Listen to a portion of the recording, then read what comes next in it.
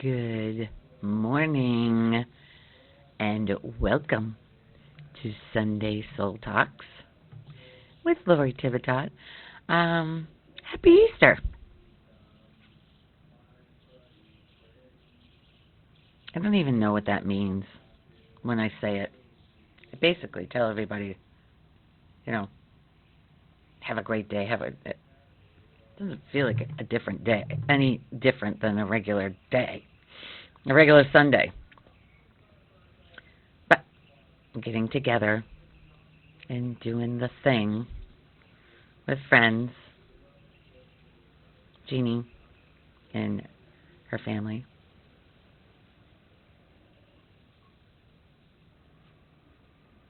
Which is going to be fun. Peter's not going because he doesn't feel like being social, and I'm honoring that. And so is Jeannie. So,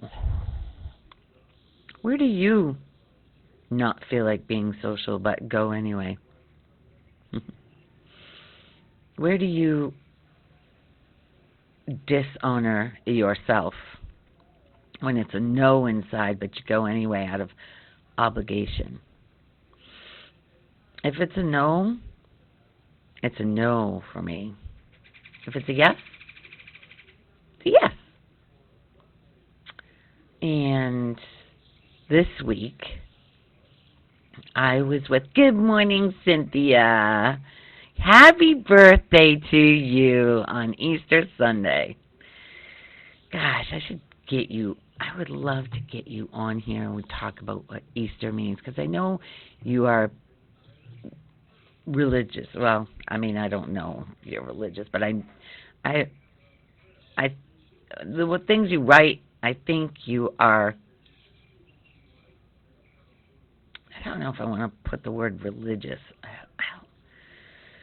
but you are, I think you're versed with the Bible. I wish there was a way. I know there is a way. I don't know if you'd want to come on.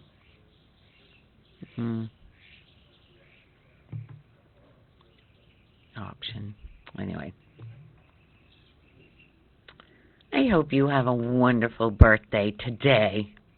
So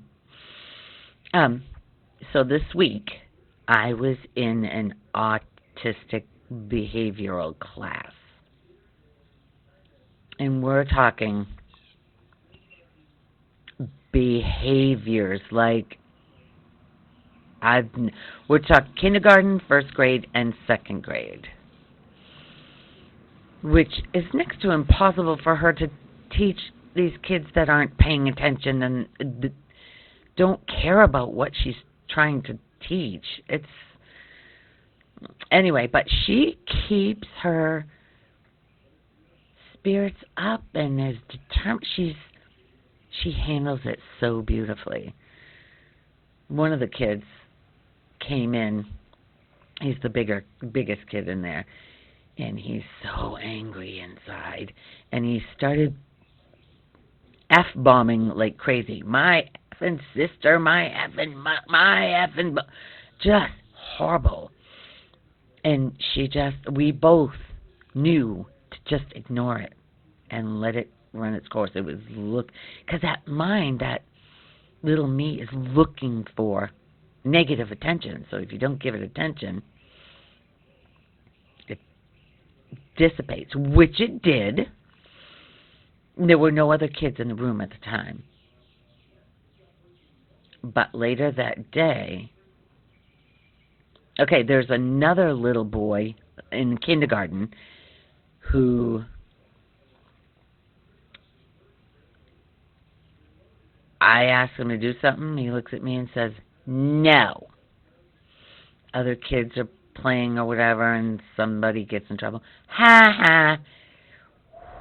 He triggers a lot in there.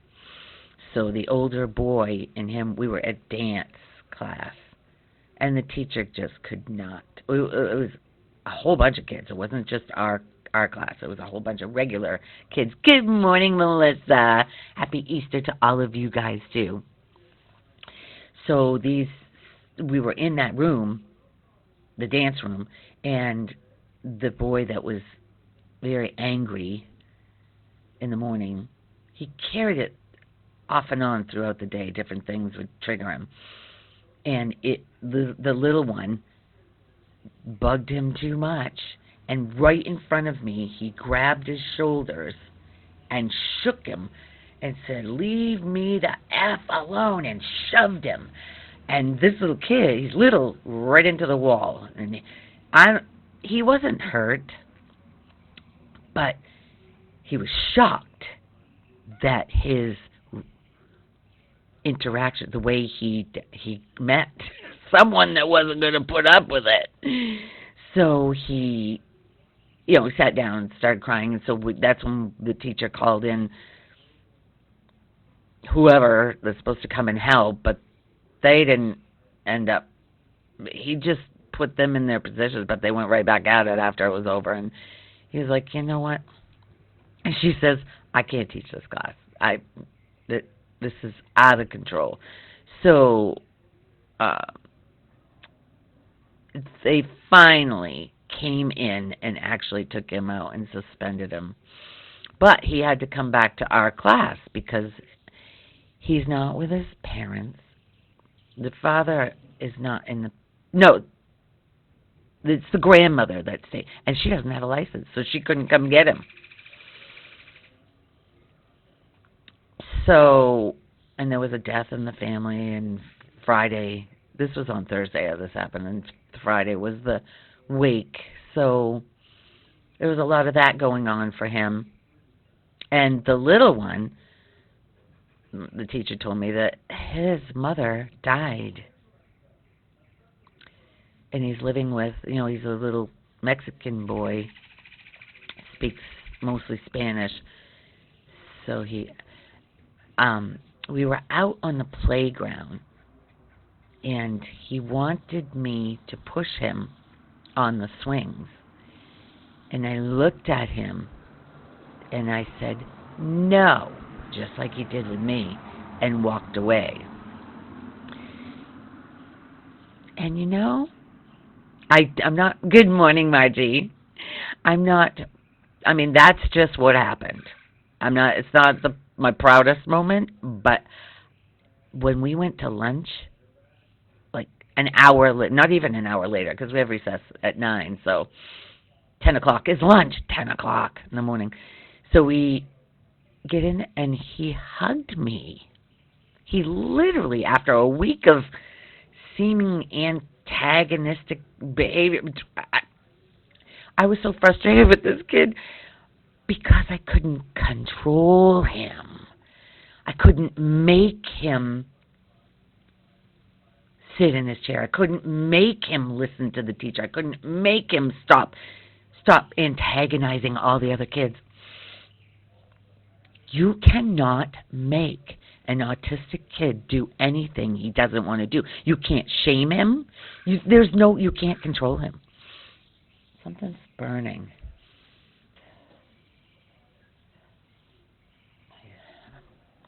I smell something burning. Like toast burning.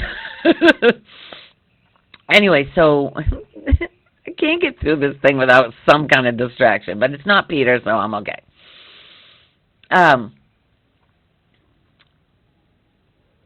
Yeah, the autistic kids, I don't like to call them that's a name. That's a label. And once you take on a label, I don't know if they actually, because they don't have the me inside, the little me. So it doesn't matter. You can shame them, you can berate them, whatever. It does not matter. You cannot control their behavior. That's challenging for someone who that was done to me. It's been controlled. So what is it about me? So I started questioning this week. Show me. I'm saying, show me what triggers me. Show me. I want to see what my triggers are. So I bring home chocolate milk that gets thrown away. Peter loves chocolate milk. And I used to come home with 10 of them or more a day when I was in the cafeteria at Trafalgar. So I only got 3 this week. And before, when Peter was drinking a lot of them, he would just take them and throw them in our little white basket. It's like a wastebasket, a short wastebasket, and it's for recyclables. And they'd end up upside down. He didn't drink all of it, so they'd be dried on by the time I took the recyclables to the dumpster. To the recycle bins. They were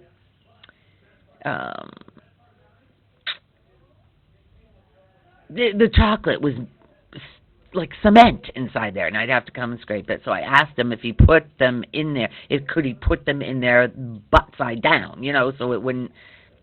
Well, yesterday morning, I take the stuff and I dump it all in the recycle bin, and there's chocolate milk cemented on the sides, down the pool, in the bottom, and right there. I was like, immediately blaming him like he's doing something against me. The little me was fighting for what, and I saw that. Took it personally, like he was doing this on purpose, because I already told him. And I saw it. I went, okay, there's a trigger. I just cleaned the thing and put it away. And I laughed at it. I noticed that when you blame someone, you always have this little attachment to that person as ooh, they're causing me pain. It's like you have a wire, a thread to them, and as soon as they cross your mind, it's like, there's an immediate discomfort in the body. And I'm not teaching you guys anything. That's another thing I realized this week. I'm not teaching. Whatever, if this is resonating with you, it's a remembering. You already know this. All of us already know this. And as I'm speaking, there's yeah. You can put yourself in your situations where you're blaming someone else for how you're feeling. And it is not them. I promise you, it is not them. It's your little me feeling like it's personal, like somebody did something to me. And that idea of that me is so... The more identities you have of the me, and when it's hit, when it's threatened by some external thing, if it has to be a person or a situation or whatever, there's where the pain is. It's in you, not in them. They triggered it for you to see and go, oh, okay. If you refuse to blame them, if you still blame them for how you're feeling, you are being controlled by every external person in your life, which causes you to stop seeing the love that you are. It stops. If you have those little threads connected to all these different people, you will never realize the love that you are. You have to thank them. Thank you for getting me to see where I'm not loving this. Wow. So, that was laughed at. The minute you laugh at it, when you can actually laugh at the situation, when I saw the chocolate milk and I was walking back with the thing and going, when it finally dawned on me, because this is what I talk about, and I'm blaming him. How often have I said, when you blame somebody, you're the one that's suffering? I've been talking about this for, I don't know how long. It's finally sinking in. But it doesn't have to take that long. It doesn't have to. I don't know what. Anyway, so got ready to go to the beach yesterday. so excited to go because there was no blaming him. I was back into my joyful self, and when I filled up my thing with pink. It's lemonade, raspberry lemonade. Not completely. I fill it with water, but just a little flavor. But there was quite a bit of lemonade in there. So here I am. The last time we drove the car, everything's in the car. We're all ready to go, except for us. He gets in. The last time I drove the car, so the seat is up. The driver's seat is up close, and his seat, the seat that he was in last, the passenger seat, is way back and down. Which normally that's not the way it is. I'm usually in the passenger seat, so I have it up. I don't like being when you barely see. Anyway, so I have my cup, and it has a straw in it, so there's a hole. It's open. I don't close it because I have the straw. Oh, I expected the seat to be, and I sat and I dropped down and back, way back. I had this full. I had lemonade and water, cold, all over me, all over the seat. It just splashed. Immediate blame, Peter. And then I said, we got to turn around because we had taken off. I said, I'm soaked. We got to turn around. We didn't even get out of the driveway. Turn around, and I'm going to change my cover up at least. And then I realized my ass was soaked too. But I was able to get a towel because of my bathing suit. I wasn't going to go through all that. So as I was doing all of this, it dawned on me, oh my God, there it is again. Blaming him. He says, what? I don't scream at you because you leave the thing up and forward so much. And anyway, I know. This is new. Seeing the blame right there. Woo! It's good. So we get to the beach. Boca Grande is the most beautiful beach. The only thing it's not is the Fort Myers Beach sand. That sand that is so good on the feet. There's a lot of shells this place, so, but you know what? You know what? You can have it all, I guess, but not there. I mean, there's a restaurant right behind us. The water is turquoise, clear. There were manatees. Oh, that's right. I have a new... Okay, this is what I want to talk about. You're much sweeter than any chocolate. Oh, my Easter bunny is smiling. Much love to you, Nemo, and my little me will take this person. Jimmy, I'm going to meet you one day. Anyway. Yeah, Jimmy and I go way back. Nemo and I go way back. Like when Facebook first started. Yes, we've talked on the phone, but we haven't met.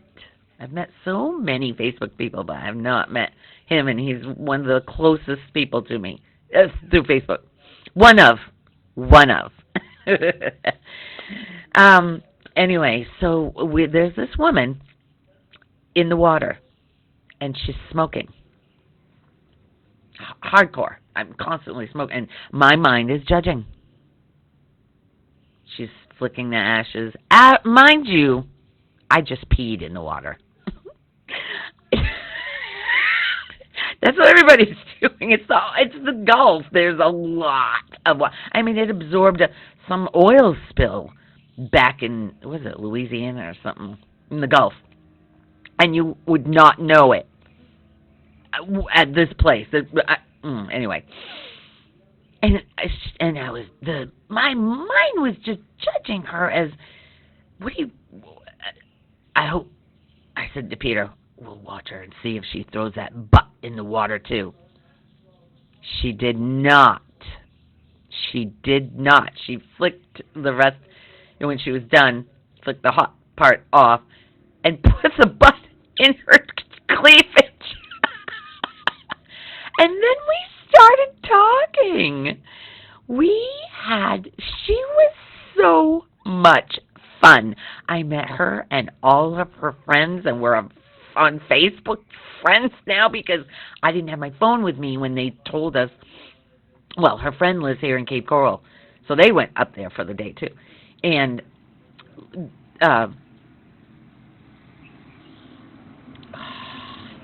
I just heard a red-winged blackbird, and it was close. So I want to see you. Anyway, so when I got to the manatees, that were right there, 2 of them, and I didn't have my phone, so she was taking all kinds of pictures. So we became Facebook friends, and she's supposedly tagged me in. I gotta look that up. Anyway, if she did, it would. See, anybody who tries to post something on my page, it goes to a hidden place until I approve it. I don't put anything. I hardly even put. All I do is the spiritual stuff. I don't post things that we're doing, except yesterday. Because I usually go to Snapchat. I do it on Snapchat, what we're doing for the day, if it's something fun I want to share. But yesterday I did put that on Facebook. It's just, we had the best day. And this woman, she goes, "Howdy, neighbor," in the water. So we said hi. Turns out she thought we were the people in the parking lot, that she thought she was talking to somebody else. But it turns out when we came out of the water, they literally were our neighbors, right to the right of us. They had this big canopy right next to us. We didn't even know it. They didn't know we were sitting. Oh, this life. It's amazing when you start realizing, connecting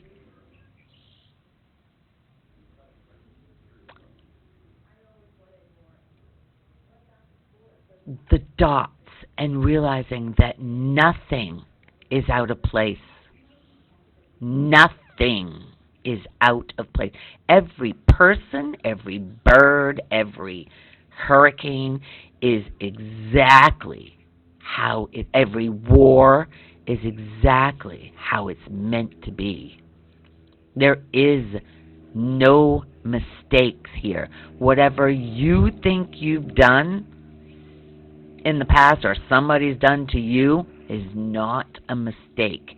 If you ask, show me, I want to see what I'm needing to remember here, not even learn, remember. It's basically built for you to remember. That's why it feels so bad inside when you're fighting what is. When you fight what is in front of you, say it shouldn't be this way. They shouldn't. I shouldn't have done, or I should. You're arguing with what is, and you are suffering. But the suffering, the pain and upset in the body is there to show you where you're fighting life, where you're not going with the flow of it. Because life is flowing, and it is not personal. It's only personal to the little me. That identity you've got inside that thinks this is all, it's doing this to me. They're doing this to me. It's doing this to poor me. Or you project it, poor them. How sad. The more suffering somebody goes through is the easier. The more you will go inside and start asking the questions, because other than that, there's so many distractions out here. You don't look inside. Like Eckhart Tolle talked about, the beggar on the street is asking for money. He's sitting on a box. Somebody comes up and asks him, what's inside the box? He never looked inside, and there was treasure for the rest of his life in the box. With it, that's us. The treasure is inside of us. The love that we are is inside of us. It is what we are. But we've taken on this little me that needs to, and it's not something to kick yourself about. Every single one of us takes it on because we don't feel safe. Basically, everything we're fighting is because we don't feel safe. We don't feel approved of. We feel like we're not good enough. That's the bottom line to the me. I'm not good enough. Period. That's it. I'm not good enough. And all the different ways life is showing you that it's not true. Life is literally showing you consistently, like with the chocolate milk and the lemonade. As soon as he said, well, I don't bitch at you. He did used to bitch at me because it was up close, but he doesn't anymore. And this morning, so I took a bunch of stuff from Christina. Her friend came to visit, and she had a bunch of food, and George doesn't want all that food in the fridge. George doesn't want all that food in the fridge. So I took it, because there's a lot of it that I'm going to eat. And I will share it. Guess who got angry about it this morning? Really, Lori? And I am in the bathroom getting ready, and I'm not reacting. That was the same thing he was berating me for yesterday. What he was doing. I went in the kitchen to get my water, and not a word was said. I know because when somebody's in that anger, and you say something, it just gives that little me something to fight. I didn't say anything. I came out, and here I am doing my thing, and we'll see. We'll see how far. But I'm not going to engage. And as I disengage, that pattern that we're in of blaming each other, where's it going to go? Ooh, it's so exciting to see that I have always been hurting myself and using other people, using the idea of them to hurt me. All the while, it's just that little me that I believe myself to be. Whew! I was telling somebody. Oh, it was Phoebe. I was telling her that last week during the week it was so challenging, but I was determined to see, using that to see, because I could feel myself counting down the days till I didn't have to be there anymore. But it was my gift. All of it was my gift. And there was a lot, and it's still unraveling. And Mary, the teacher, oh my God, she gave me I was only there for 4 days, Monday through Thursday, because we have Friday off and we have Monday off too, because they have a big Easter 4-day weekend down here. And up in Maine, it's Sunday, there's no time off from school. Anyway, so she gave me this gift, and with a card that said, I don't know how many thank yous, and then she wrote this beautiful thing inside. We had the best connection, and she got my phone number. She goes, we gotta go do lunch or something together, because she saw my frustration, and we talked about it in depth. I was like, it's not them.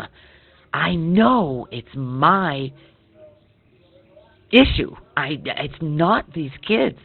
And she said, she goes, I believe that every single person is in our lives. We're in each other's lives to, she said, learn from each other, which it really is learning. The me is learning. But there's a remembering the love that we are through it. Remembering. Oh, right. If I'm angry at him, I'm just using him.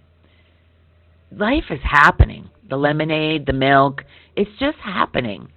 It doesn't have to be about somebody else. It's literally a projection for you. A projection of your mind. What was it? Something else happened this week that was big.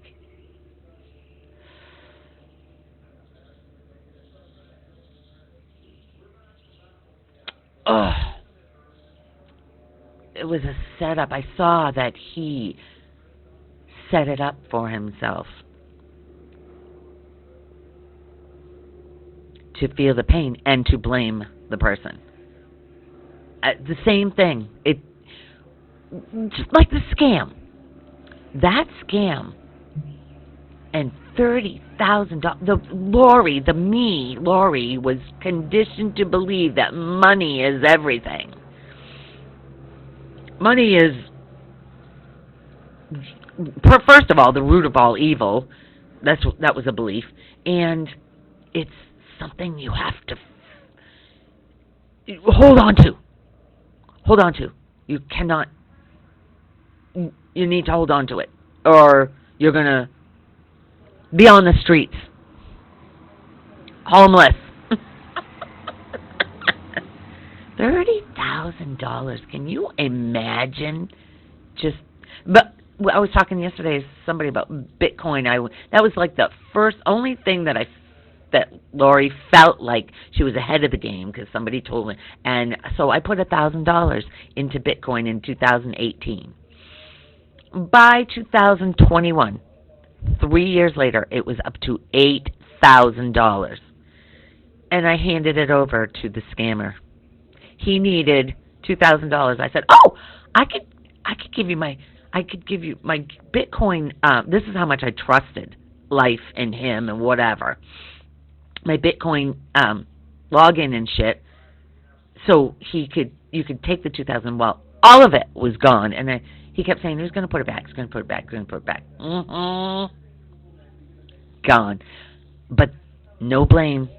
All of that was to teach me money is not. It doesn't define you if you have some and others don't. You're not better than if you have it or less than if you don't. It means nothing. It's a piece of paper that we put all of our energy into in our worth. Our worth. If I'm not bringing in money, I'm not good enough. I'm worthless. Okay. So that bottom line to me is I'm not good enough. I'm worthless. So every single identity is held onto, beliefs about the me is held onto, and when it is hit by there's that fear, that it's like if they aren't approving of me, that's once you realize that you are worth it, and I'm not talking, once you know that you are worthy, nobody else holds the key to your heart. Once you know, I mean know, not a belief, because Lori says so, a knowing that I wouldn't be here if I wasn't worth it. And it doesn't mean anything in the world. It doesn't have anything to do with me, actually. Bottom line is, there isn't even a world. That world is projected from your mind, from what you believe. So Lori has asked to see the oneness, wants to see the oneness, not separation, that we're not separate. I want to see, I've said to the universe, I want to see it. So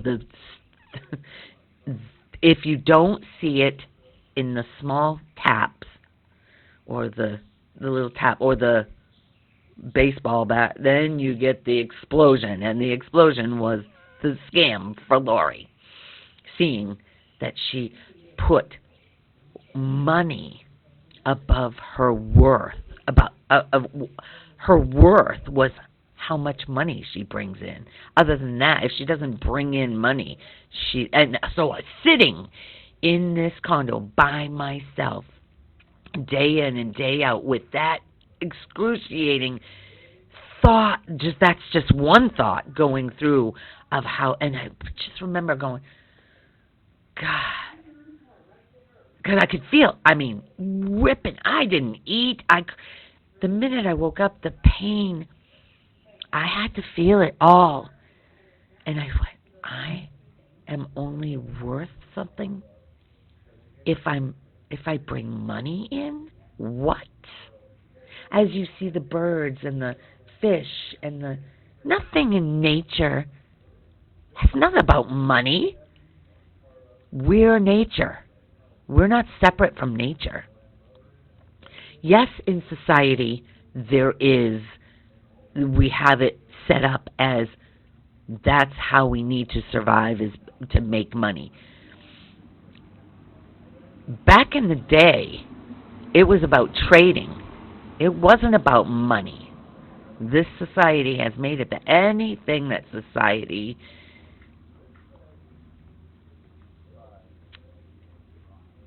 the way you have to look in order to be acceptable by society,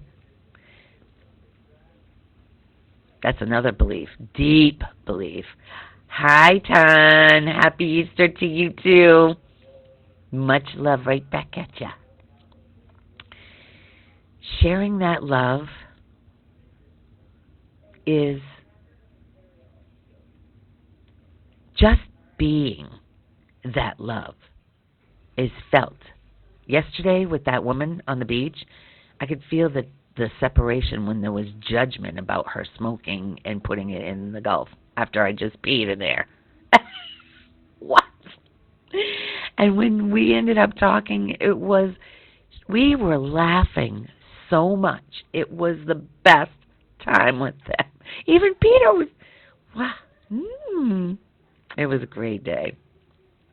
Capped off with the best food. That restaurant has the best food.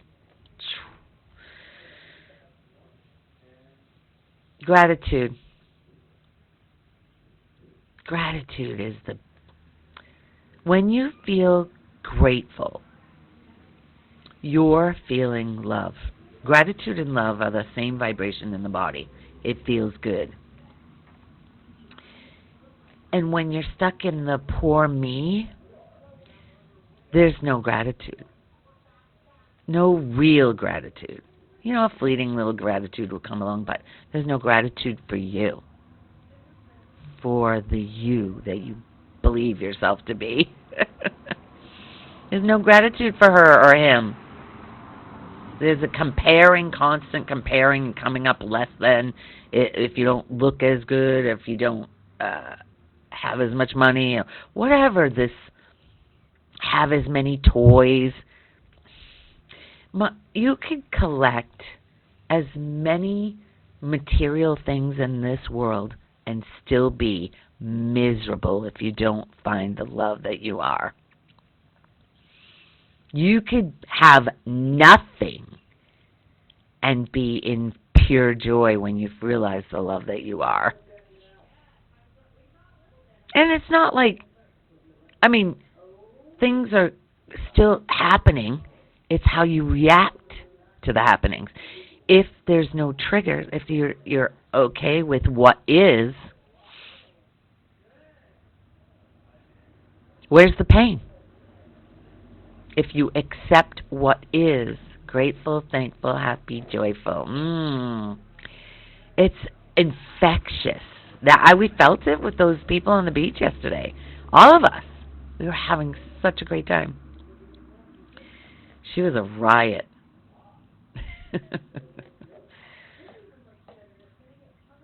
And her friend was saying, I have a laugh like somebody they know. Because my laughter is so spontaneous, and I don't, where I used to put my hand over my mouth and try to squelch it, and not now, it just can't help it. It just comes out. When I'm laughing, love and kindness. That's it, Cynthia. And being yourself without an apology for it. Imagine just being yourself with no apologies.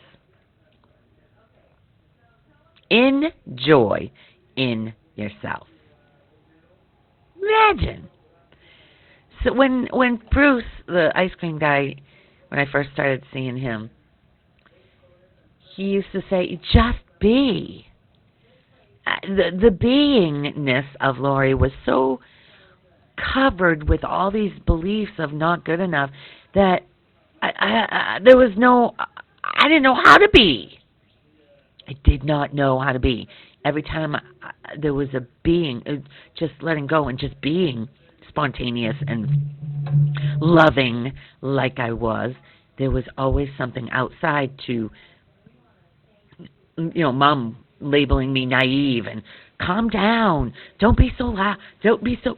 There was always something, which I took as I'm doing it wrong. Instead of, okay, this is who I am. If you don't like it, I'm sorry. I'm really not sorry.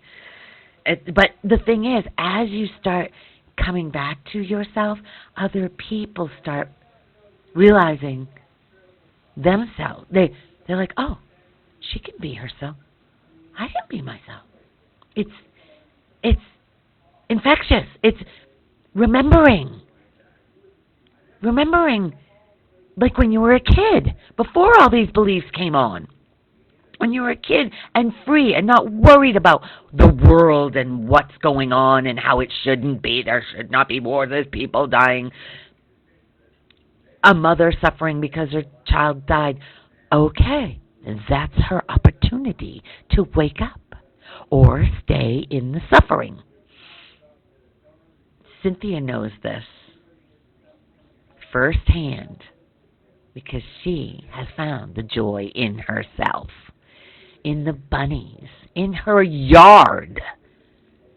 She has pure joy sitting in her yard with her bells going because the wind and the bunnies coming and the birds, and just that simple joy from sitting on your porch watching nature.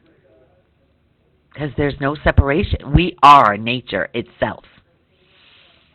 Her videos give me joy watching them. Seeing Peanut and the new one. I can't think of Happy Easter of all. What is the new one's name? I only saw it once. Or maybe a couple of times now. I forget. Cynthia, type it. Why do I want to say Sunny? I know it's not Sunny. But Sunny's a good name. He brings sunshine to you. He really doesn't. You already have. So it is Sunny! Oh! But it's Sonny instead of Sunny. Phoebe's daughter's name is Sunny. Sunny. Sunny! I have an Uncle Sunny. Uncle Sunny and Aunt Donna. Yeah, that's my godparents. I always felt so special. Aunt Donna has a way of making people feel special. She's love. She is love personified. She's always giving and smiling face and, yeah.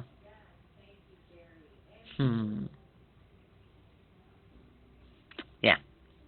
See, when you think about somebody who, like when I think about every single one of you, there's so much joy, gratitude, appreciation for every one of you that joins me on Sunday. I just,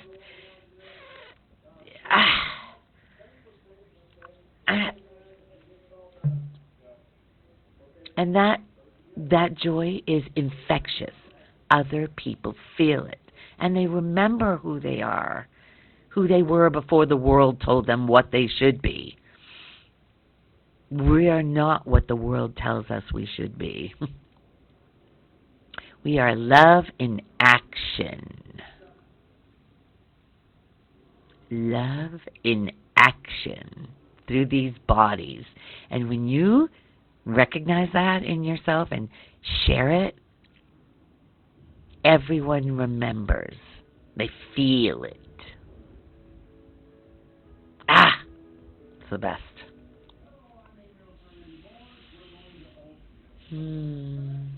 Peter says I look like an Easter bunny today.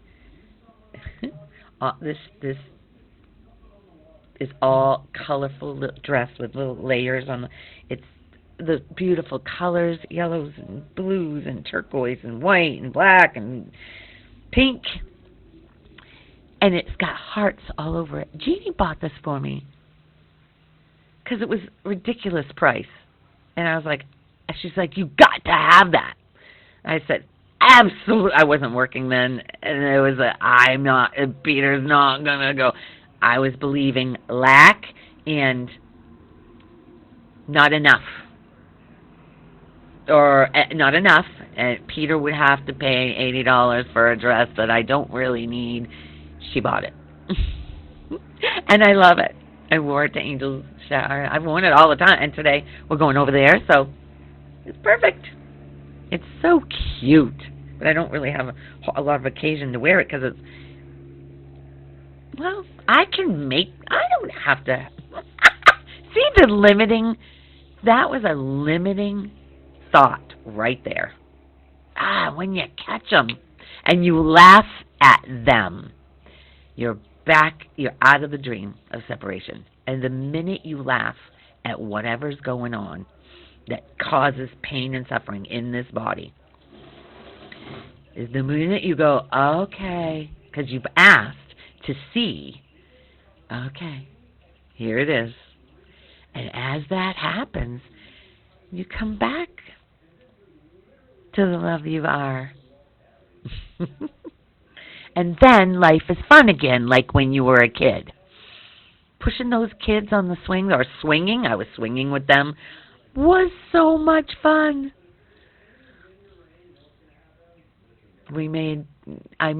She had me go in the back room and first of all, she had some white bags and googly eyes, and I made ears and the little tail, the white tail on a bag. It came out so cute. I just got some inspiration for how to draw it online, and they were adorable. And I made them all in the classroom, but when that was done, the next day she had all kinds of candy and eggs to fill and stuff, and I was in the back room. That is a locked room I could go in, and I was able to have some quiet time and fill all these eggs with all the candy and stuff. And some of the kids didn't get, we just could not get them under control. So she used that. You're not going to have your eggs, and you have to follow through. Well, there was a gym teacher. There's a little boy, kindergartner, who puts everything in his mouth and chews on stuff. Well, they were playing with beach balls. There were big, huge balls, small balls, harder balls, and he got a beach ball that was small, very small. And he bit it, and it popped, and the other kids told on him. Now, this kid is in his own, he doesn't really know what's going on outside at all. He's all about chewing on things and being, totally in his head. I mean, just being directed by whatever.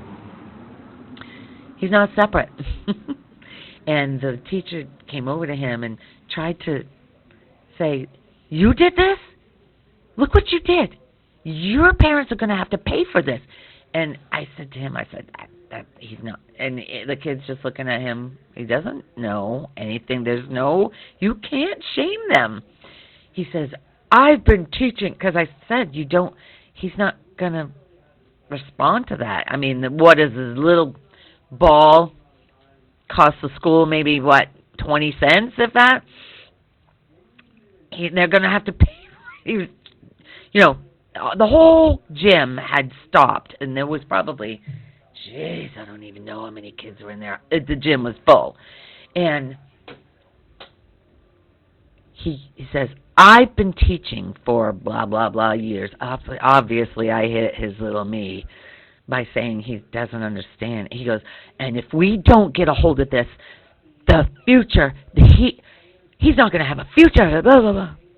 I know all of those thoughts are what's causing all the pain and suffering inside of him. I've had thoughts about these kids and their future and how, what's it going to be? It feels uncomfortable in this body. There's no future for these kids. These autistic kids, there is no future. There is no yesterday. There's not on a timeline. They don't know time. We didn't know time as kids. There is no time. Time is man-made. There is no time for the birds. There's an instinct to go south there's some kind of compass, internal compass, but it is not 1 a.m. to 3 p.m. That's only for society, for us to, make appointments. That's another thing that happens as the identity starts going. Planning, it's not easy to plan something. If somebody says, what are you doing, blah, blah, blah day, I don't know. And Christina's all about planning and getting something going. It's really tough to commit to something like it used to be. I had to, like with Peter not wanting to go to Jeannie's. I was worried about how I was gonna, because she would take it personally, and I didn't want to. I'm trying to ease her suffering, but it's just that it came to me Friday. He doesn't want to be social. That's the truth. He doesn't want to be around people, and he doesn't have to. He's much happier in front of his YouTube. Click, click, click, click. And that's okay for him. And me, I am social. Everybody knows. This mouth doesn't stop very much. I talk for an hour, and nobody else is talking. There's no questions. I always ask, are there any questions? Nobody ever. When I was learning or remembering this after the awakening, seeming in the timeline of Lori, there seems to be an awakening and then a process, which doesn't have to be either.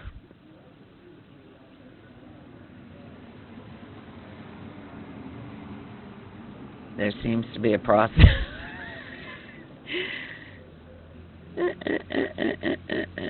I forgot what I was going to say.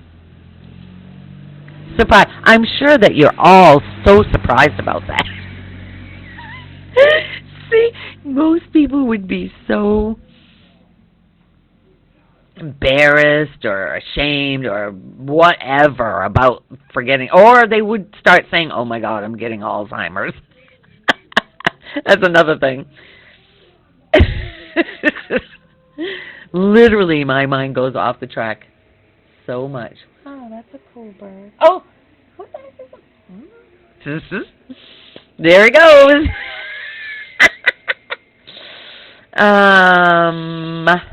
Yeah, can't remember. It wasn't important.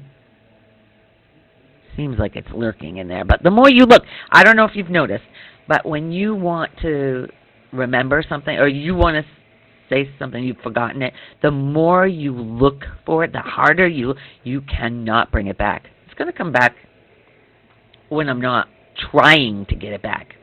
It's not Alzheimer's. It's just the way the mind works, the way the brain works.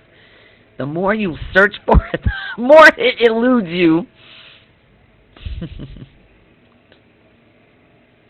Is there something about time going back? When I was seeking, trying to figure out what. I've got it! I was full of questions. With Lisa Carnes, the non-duality teacher that I found, I was constantly coming on hers, asking questions. That when she had her retreat in Spain, all the people knew me because I was the number one asking questions. And when I asked questions, actually, Hope Johnson, who is another one that's on this path. I mean, everybody is, but some are going deeper than, some people just want to see the love that we are. Hope actually started her wisdom dialogues because she kept putting these things. I met her at a yoga retreat in Hawaii on Big Island years ago, 2012, I think. And she kept putting these things on, and I was like, what does that mean? I could resonate with it, but I didn't understand. So she started I want to talk about it. So she started Wisdom Dialogues way back then, and it's been a journey ever since. A journey for me. But the journey is coming back to you, back to yourself. It's not a timeline of from birth to death. It's a going in. Then there's no birth and death because love isn't born and doesn't die. It just animates this body for a little bit, but that's not who you are. You are the love that's energizing this thing. But you've just identified with this little me named whatever. That name, the minute you're named, they're starting the negation. When you label me, you negate me. So every single label that you've taken on, your mind has taken on. Not that you've taken it on. Sorry, jeez. That's why it's so hard to talk about. Because you are not that mind. The mind was programmed. It's just patterns of thought that were downloaded. That's why everybody's living their own life, every me is living its own world. No two worlds are the same because our patterns have been laid down in the difference. Even me and my sister in the same house, we don't have the same patterns at all. Our patterns have been laid down by the people around us. Our minds took on these beliefs about ourselves because that's what it looked like. That's what it felt like when it feels awful. We put another barrier up against. Anyway, and all those barriers are keeping the love that you are behind it. And as the barriers start lifting, as you start noticing,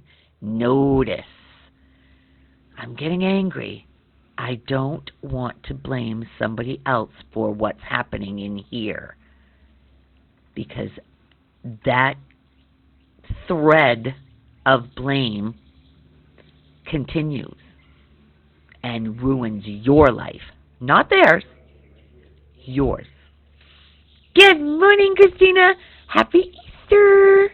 I'll see you soon. All right, 10 o'clock. Talk for a full hour, as usual. No problem, right? Okay. I love every single one of you so much. When I picture any one of you, I feel it. I hope you do too. I will see you next Sunday. Maybe. Have a great week. Bye. Cynthia sending hearts and hugs to all, as usual.